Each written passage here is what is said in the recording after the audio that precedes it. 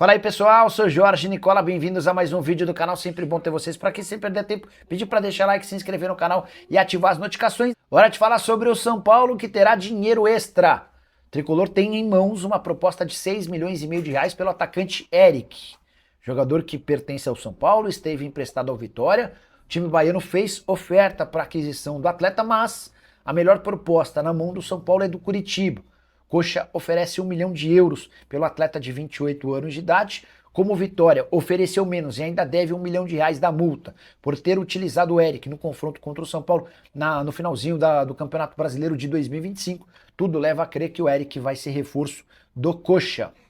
6 milhões e meio de reais que certamente ajudam o São Paulo na busca por contratações. Já falei para vocês que o São Paulo tem até esse momento apenas o Danielzinho. Marlon Freitas é uma nova possibilidade, um zagueiro e um meio atacante são outras prioridades. O São Paulo também está de olho em laterais direitos. Só para arrematar, em relação ao Eric, temporada pelo Vitória de 38 jogos, 3 gols e 5 assistências, foi titular absoluto e peça importante na manutenção do Vitória na Série A do Brasileiro.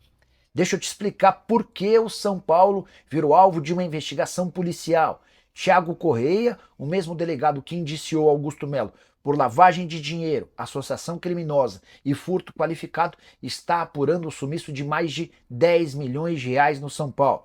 Polícia Civil de São Paulo instaurou um inquérito para investigar desvio de dinheiro na venda de atletas e enriquecimento ilícito.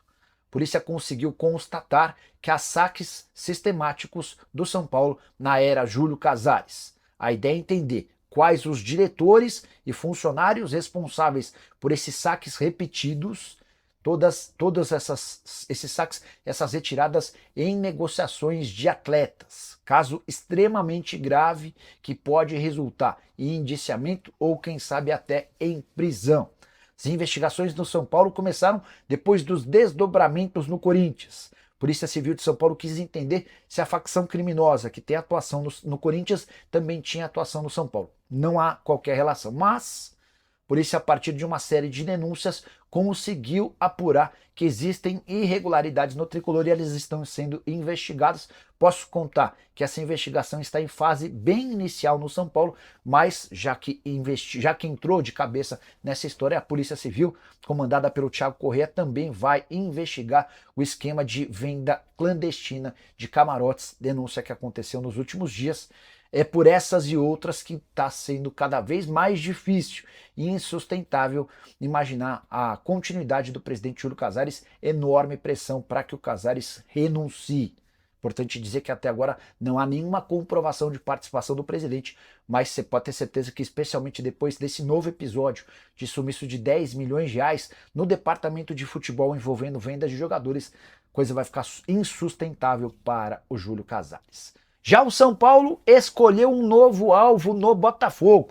Sem acerto com Savarino e Vitinho, que eram as prioridades numa eventual troca por Ferrarese e Pablo Maia, o São Paulo quer contratar Marlon Freitas, volante que já foi cobiçado por vários outros clubes grandes do futebol brasileiro, entre eles o Corinthians. Marlon tem 30 anos de idade, chegou a ser capitão do Botafogo e alguém super importante, especialmente nas 2 últimas temporadas. Apesar de ter uma idade limite, o São Paulo havia afirmado que contrataria jogadores mais jovens. O fato de o Marlon Freitas sempre atuar muitas partidas por temporada reforça a possibilidade dele ser contratado. Por exemplo, nesse ano, 58 jogos, 1 gol e 5 assistências. Desde 2022, os números são impressionantes. Pelo Atlético Goianiense, nesse ano de 2022, foram 70 partidas. Pelo Botafogo, 63 jogos em 2023, 65 jogos em 2024, além dos 58 jogos em 2025. Posso contar que, ao contrário do Vitinho e do Savarino, que não pretendem se mudar do Botafogo para o São Paulo, Marlon Freitas vê essa possibilidade como interessante. Ele gostou do projeto apresentado pelo São Paulo e faz força para que o negócio aconteça. Resta agora que o São Paulo e o Botafogo definam quem será utilizado como contrapeso. Vai o Ferrarese? Vai o Pablo Maia? Algum outro jogador do Botafogo pode ser envolvido nessa negociação? Tudo está sendo discutido entre clubes e também empresários dos atletas. Bora falar agora sobre o São Paulo. Setoristas do Tricolor dizendo que o fundo de 200 milhões de reais para contratações de reforços para o time profissional não avançou. E a partir daí um monte de gente criticando bastante a diretoria do São Paulo, que merece várias críticas por uma série de motivos, mas não por esse. Desde o surgimento dessa história, tenho contado para vocês que nunca se debateu no São Paulo a possibilidade da criação de um fundo para reforços do time principal. Houve alguma confusão quando da divulgação dessa notícia. O que o São Paulo trabalhava nos bastidores é para a criação de um fundo em Cotia, que teria o aporte de 250 milhões de reais da Galápagos e eventualmente de mais 100 milhões de reais do Evangelos Marinax, se o grego assim o quisesse. Esse projeto está praticamente descartado porque o Júlio Casares percebeu que ele seria reprovado dentro do Conselho Deliberativo. Foi então que surgiu essa confusão de jornalistas dando conta de que o Tricolor estaria criando um fundo para contratações de atletas para o time principal. Consultei 3 fontes diferentes e desde o início todos disseram que isso nunca foi discutido internamente. São Paulo vai ter pouco dinheiro para contratações para 2026. Primeiro reforço já anunciado do Danielzinho, volante de 31 anos de idade que pertencia ao Mirassol. São Paulo também conversa com o Botafogo na tentativa de trocas. Já contei para vocês que Vitinho e Savarino não serão contratados porque preferem continuar no Rio de Janeiro.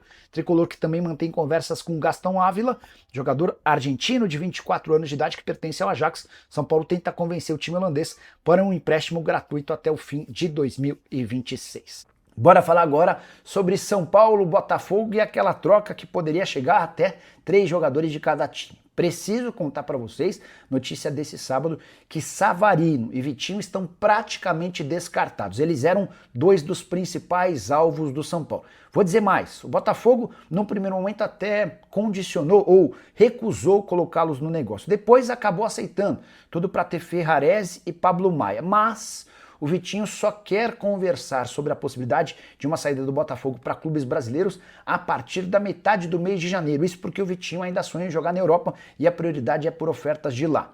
O Savarino tem relutado com a ideia de trocar o Botafogo pelo São Paulo. Ele entende que vai ter mais protagonismo no Rio de Janeiro jogando a Libertadores do que no São Paulo participando da Sul-Americana. Diante desse cenário, só uma enorme reviravolta faria com que esses 2 atletas, o Vitinho que é lateral direito e o Savarino que é meia, estivessem nessa negociação.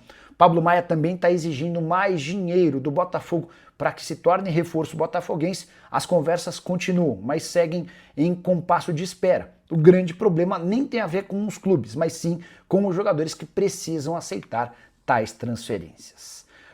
Hora de falar sobre o São Paulo para contar que as negociações pela renovação de contrato de Rodriguinho não avançaram.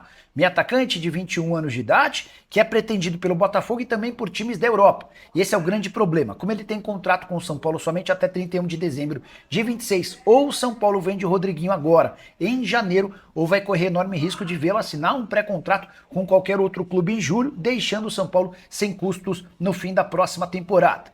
O São Paulo tenta há meses a extensão do contrato com o Rodriguinho, mas tanto a questão financeira quanto a falta de perspectiva de ser titular absoluto fazem com que Rodriguinho e seu empresário não avancem nessas tratativas. Gostaria muito de saber de você, São Paulino, o que você pensa sobre o Rodriguinho. Tem futuro? Tem potencial? Melhor negociá-lo agora ou correr o risco de perder o jogador de graça em dezembro de 2026? Fala pessoal, estamos aí com atualizações importantes do São Paulo. Se inscreva e ative o sininho para receber mais atualizações do Tricolor. Deixe seu like que é muito importante para o crescimento do canal. Utilize o espaço aqui embaixo para registrar sua opinião. Ficamos por aqui com mais esse giro de notícias. Um abraço e até o próximo vídeo.